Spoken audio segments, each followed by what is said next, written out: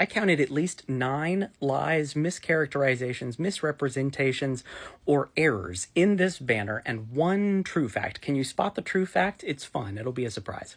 We're going to start up here at the top. There's nothing common sense about Republican tax policy, but we don't even have to count that one really because it's going to get really bad. Republicans are not cutting your taxes. That is false.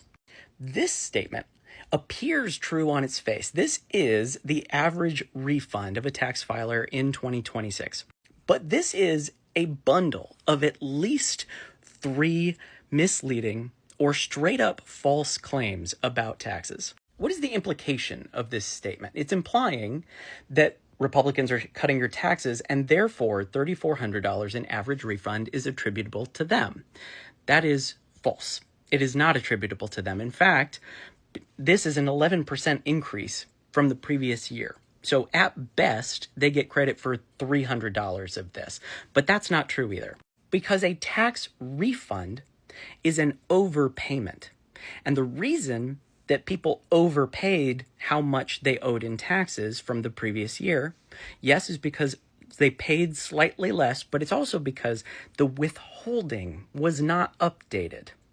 So the $300 difference between last year's tax refund average and this year's is because they didn't update the numbers. Of course, using the average is also misleading because households in the bottom decile, the poorest 10% of American households, will pay more in taxes this year than last year, and households in the top decile are paying like $8,000 less each. So line number 1, only 10% of this number is attributable to last year's tax cut bill. Line number 2 is that a refund is not tax savings ever. And line number 3 is that this number is a decrease in the amount of taxes paid by the average taxpayer. Because you know what this number doesn't include, it can't include, is the amount that average American households have paid in tariffs.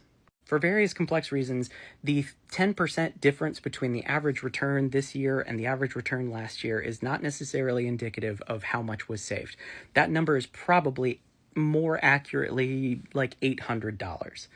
Definitely not $3,400, but maybe not $300. It's maybe $800 that is attributable to the tax cuts in the Big Beautiful Bill. But do you know how much? That's the household savings. Do you know how much the average household has paid in tariffs since then?